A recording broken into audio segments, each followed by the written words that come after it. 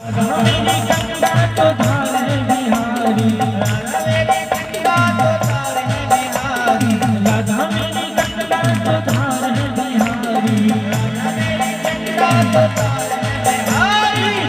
राधे राधे राधे जपो चले आएंगे बिहारी, राधे राधे जपो चले आएंगे बिहारी, राधे राधे जपो चले आएंगे बिहारी, राधा मेरे जप आएंगे बिहारी, आएंगे बिहारी चले आएंगे बिहारी, आएंगे बिहारी चले आएंगे बिहारी, आएंगे बिहारी चले आएंगे बिहारी, आएंगे बिहारी चले आएंगे बिहारी। राधे राधे राधे राधे जपो चले आएंगे बिहारी, राधे राधे जपो चले आएंगे बिहारी, राधे राधे जपो चले आएंगे बिहारी। आवाज नहीं आ रही है?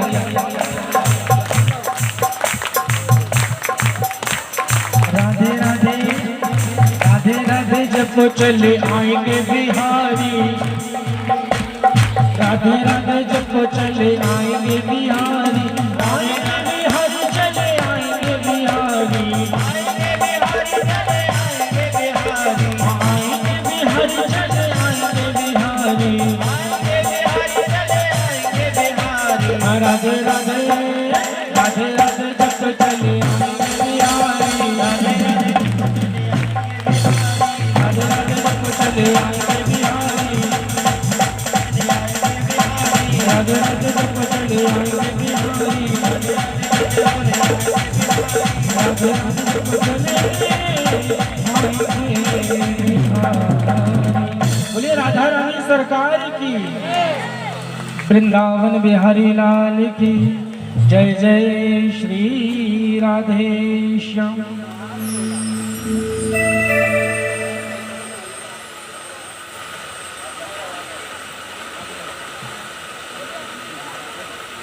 हेलो हेलो आइए आज के इस मंगलमय हम कथा में चतुर्थ दिवस की इस पाठ जो ध्रुव तारा जानते हैं ना हम सब,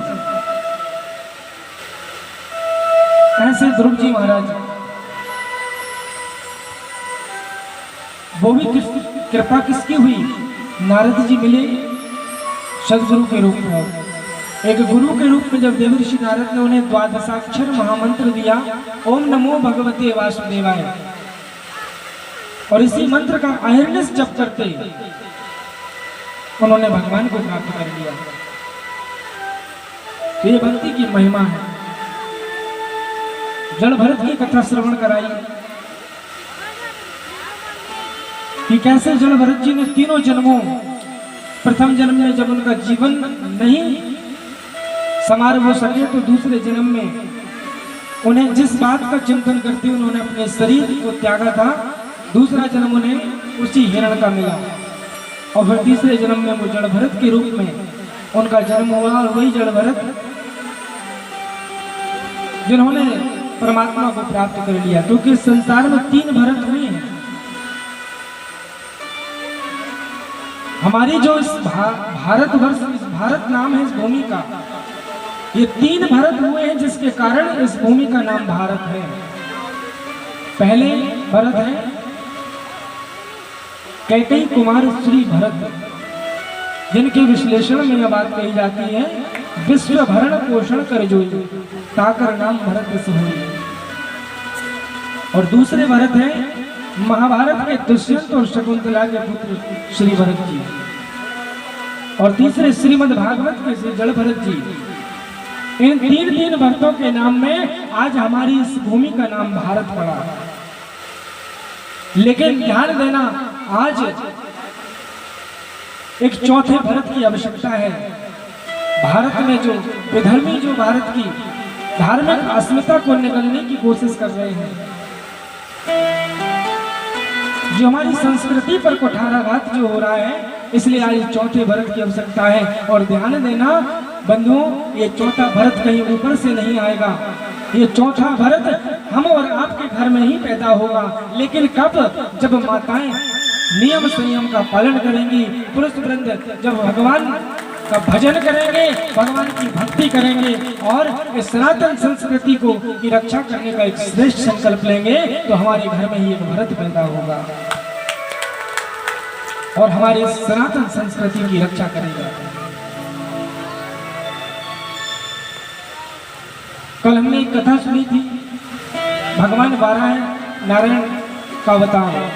भगवान ने 12 रूप लिया कि किस प्रकार जय और विजय को जो श्राप मिला ऋषि कुमारों का, सनक सनंदन सनातन सनत कुमार, इन चारों ने श्राप दे दिया जिससे वो पहला उनका जो जन्म हुआ हिरण्याक्ष और हिरण्यकश्यप बने। भगवान ने हिरण्याक्ष का उद्धार किया 12 रूप लेकर, तो अपने भाई की मृत्यु का बदला लेने के लिए नारायण से बैर करने लगा। कौन? हिरण्याक्ष का भाई हिरण्यकश्यप। इतना बड़ा भारी विद्वेष पैदा कर लिया कि मैं अपने भाई का मृत्यु का बदला लेकर ही मानूंगा। हिरण्यकश्यप की जो पत्नी है उसका नाम है कयाधु। कयाधु के महाराज 3 पुत्र हैं और चौथा अभी गर्भ में है, चौथा अभी गर्भ में है। तो हिरण्यकश्यप नारायण से बदला लेने के लिए अपने भाई की मृत्यु का और तपस्या करने चला जाता है और ब्रह्मा जी की इतनी कठिन तपस्या करता है और ब्रह्मा जी जब उसकी तपस्या से प्रसन्न होते हैं तो बड़े ही विचित्र वरदान हिरण्यकश्यप ने ब्रह्मा जी से मांगा। पहले तो क्या मांगा कि हे ब्रह्मा जी मुझे अमर कर दीजिए, क्योंकि पहले जितने भी राक्षस जो थे असुर थे वो ब्रह्मा जी की जब तपस्या करते थे ना तो एक ही वरदान सबसे पहले मांगते थे कि मैं अमर हो जाऊं, और ब्रह्मा जी भी एक ही जवाब देते थे कि ऐसा नहीं हो सकता, कोई दूसरा वरदान मांगो। तो हिरण्यकश्यप के साथ भी ऐसा ही हुआ। जब हिरण्यकश्यप ने दूसरा वरदान मांगा तो क्या मांगा दूसरा वरदान?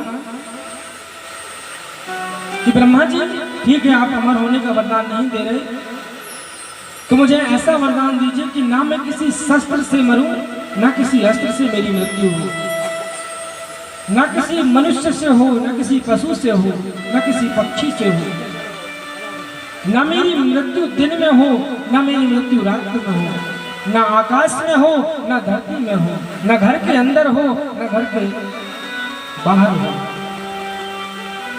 ऐसे विचित्र वरदान प्राप्त कर लिए महाराज। लेकिन जब हिरण्यकश्यप तप करने गया, तपस्या करने के लिए जब गया था ना हिरण्यकश्यप, तो हिरण्यकश्यप की जो पत्नी जिसका नाम है क्या? कयाधु। कयाधु को देवराज इंद्र कयाधु का हरण कर ले जाने लगे। तो मार्ग में मिले कौन? देवऋषि नारद जी। और नारद जी ने कयाधु को इंद्र से मुक्त कराया और मुक्त करा करके महाराज और एक ऋषि के आश्रम में ले गए और हिरण्यकश्यप की पत्नी कयाधु को भागवत का दिव्य उपदेश, दिव्य ज्ञान कयाधु को प्रदान किया है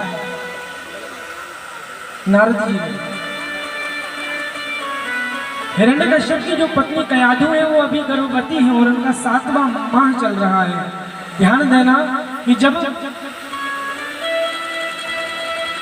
गर्भवती स्त्री की 7वां जो माह चल रहा होता है उस समय माँ के मन की स्थिति जैसी होती है, माँ के मन में जैसे विचार आते हैं वैसे ही विचार आने वाली उस संतान पर पूरा प्रभाव पड़ता है। इसलिए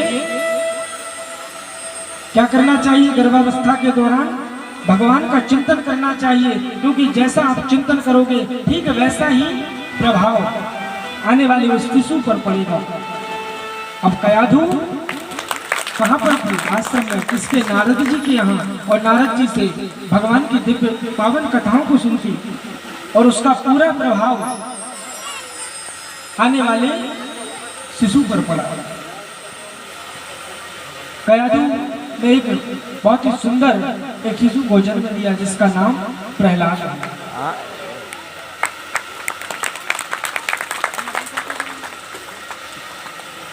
बोले वृंदावन बिहारी लाल की जय।